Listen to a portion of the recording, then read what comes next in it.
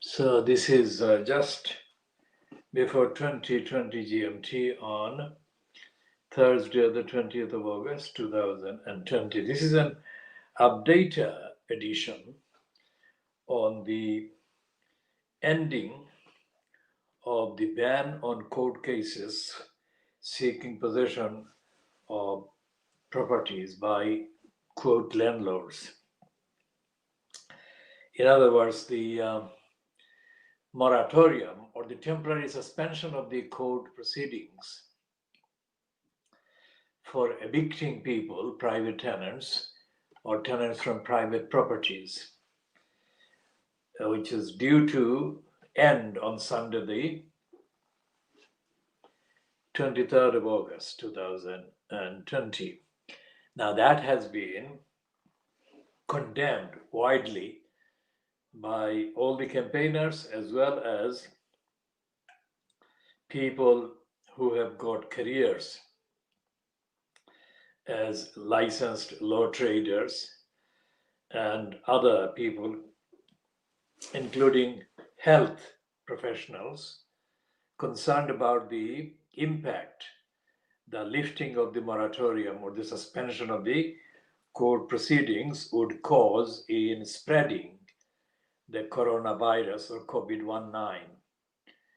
And so, as a result of that, and in the wake of the still rumbling disaster of the robbery of the school results for the state school sector, the Boris Johnson, who is still in hiding, has decided to not risk another public series of demonstrations and campaign activities against the lifting of the ban on evictions.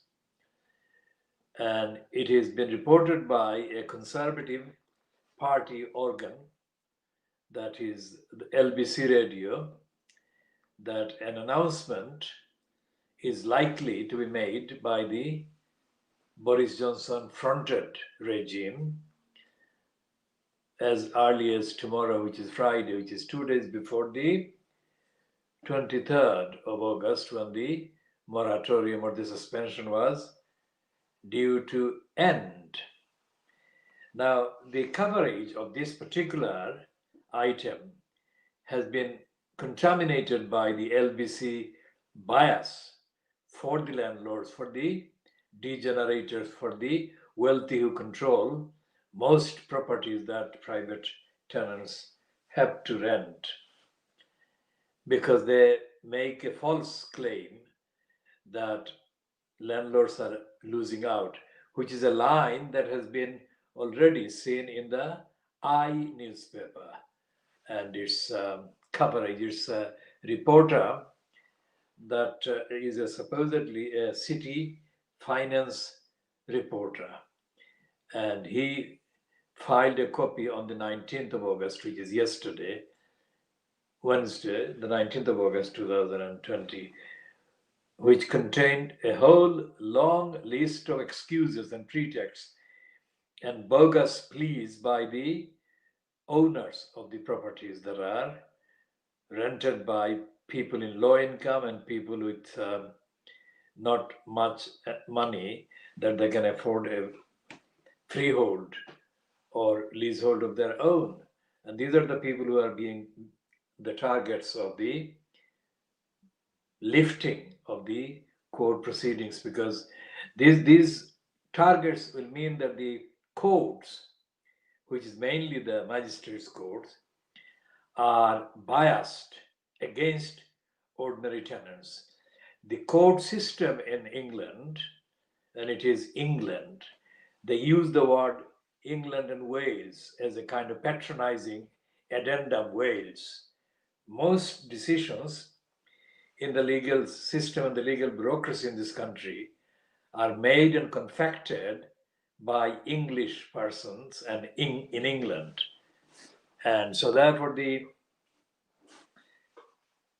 judiciary or the members of the magistrates' courts on the whole, overwhelmingly are in favor of the land owners, of the property owners, even leaseholders, who are the quote landlords. I mean, that is the Lord. The occurrence of the word Lord is completely unacceptable to most people who don't believe in human beings as being lords. The only lords are God, and in the case of Islam, I mean, there is no way that another human being can be called Lord. But that is the continuation of the backward linguistic semantic structure that still predominantly is in use in England and Wales. So the landlords are the actual owners of the property, or the leaseholders of the property, or the agents who give the tenants the tenancy, whatever the tenancy is. And the tenancy, most of the tenancies are not secure tenancy. That is to say, most of the rights of the tenants, rights against eviction, harassment, short notice, no fault, which is a section 21, is a section that gives the landlords open check, blank check to seek possession, seek eviction without the tenant being at fault. So no fault eviction, which has been absolutely preposterously allowed for decade, the last decade effectively. And so therefore the land owners or the leaseholders and their agents are going to have a bonanza when the ban on eviction proceedings is lifted. At this stage, it is still speculation whether the ban would be extended at all. Now, if the ban is not extended, Jenrick will be the focus of the anger of campaigners instead of Williamson, because Williamson has been at the center of the anger based on the robbery of the children's grades and downgrading of the children's grades from state schools, ordinary schools, that is, as opposed to the schools from the wealthy sector where the wealthy send their children, and these are private schools where they send their children. The private schools have been unfavorably upgraded or given better grades by the bogus pseudo-scientific thing called algorithm that they adopted for the branding and the robbery of the and the robbing of the grades. So Jenrick, if he extends the ban, will be doing so in order to keep his position as a minister. And the Conservative government will want to consider whether it can afford to risk another countrywide series of demonstrations.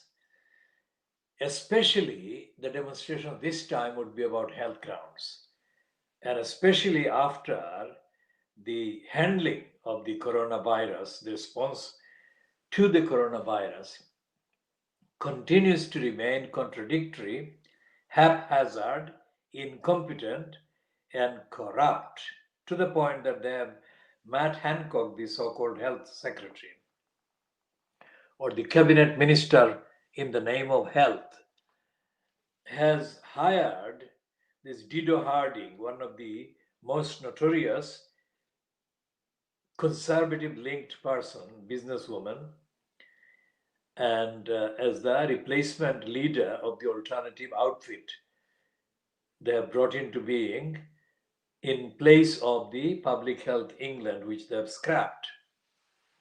So therefore the outrage is going to be revived about health concerns and the spreading of the virus, infections rising and spreading, and there is controversy around the schools reopening in September as well.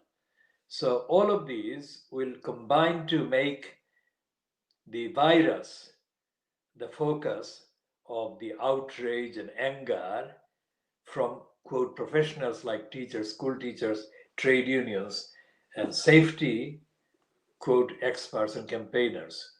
So that is something that Boris Johnson would not want to risk. And so that consideration, not because they would want to protect the health of the people or protect the tenants and the human rights and the rights to housing and decent home and right to freedom from harassment and uncertainty and destruction of their careers and reduction of their incomes and all the other things that will be entailed in a revived eviction assault on them. In other words, the Boris Johnson fronted government this evening is looking like still fending off or trying to fend off one campaign against it after another. Based on all these campaigns are based not on politics in terms of political opposition, but in terms of the incompetence, lack of care, negligence, and corruption. Boris Johnson himself is still mired in the corruption after he imposed a number of members on the upper house of parliament. These are called again lords, these are peers. The House of Lords, the peers have been foisted on the upper house in order to boost Boris Johnson's base of support and base of corrupt funding and donation and all the rest of it. So this government, fronted by Boris Johnson, remains very much not in control. And the agenda is likely to escalate out of control without much preparation, much notice, because the government is not on solid ground and it is not founded on recognition of serious obligations and duties to the people, and the controversy about its racist policy against the death of the Somali 16-year-old boy is not likely to go away. It is going to come back for all kinds of reasons, including political reasons, although the Labour Party is very much slow to react and respond. But the humanitarian scandal and outrage that has been caused by the hatred against the migrants and the racist incitement fronted by Boris Johnson himself and carried out by Priti Patel is going to be continuing to simmer and going to get out of hand if another accident, another tragedy like the Somali boy's death 2 days ago occurs. And so therefore we are going to update on all these, and especially on the removal of the restriction on the court proceedings on evictions as things move, because these are all mobile, moving kind of items, moving based on the level at a given time of the incompetence and the lack of care and the lack of negligence, lack of attention and caring attitude, and the evident negligence to the duties owed to the people. And we shall be, of course, contextually bringing into the updated form the behavior of the local councils, as we did in the last edition about the local councils, Tower Hamlets and Newham, and we incidentally referred to other councils like Sadak and Lewisham and Hackney. These councils are causing, and these councils are causers, central causers, among the central causers of homelessness and evictions and lack of housing rights and lack of housing benefits. And we shall be updating all of those in due course, and we shall be doing that in the next 2 hours on other items. And until then, this is 2034 GMT on Thursday, the 20th of August 2020.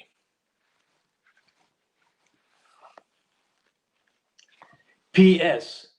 There will be an item about the compassion, the place of compassion in Islam and the behavior of Muslim communities, Muslim families, Muslim individuals towards animals. The finding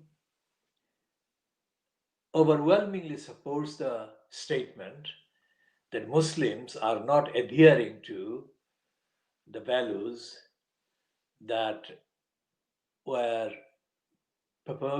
proposed and left behind as legacy by the Prophet Muhammad, peace be on him. And this is something that is part of the bigger issue of Muslims not coming across as societies that are compassionate, that are tolerant, and that is inconsistent with the teachings of Islam. So we shall be starting on a series by talking about the name given by the Prophet to one of his followers, and a person who related a large number of hadiths of the Prophet, Abu Huraira. Abu is father in Arabic, and Huraira is kittens or cats. So it is most likely that he was called the father of kittens, Abu Huraira. And we shall start with an update and narrative on Abu Huraira and the lack of education for compassion in the curriculum of even Islamic madrasas. That is astounding. So we shall be talking about that.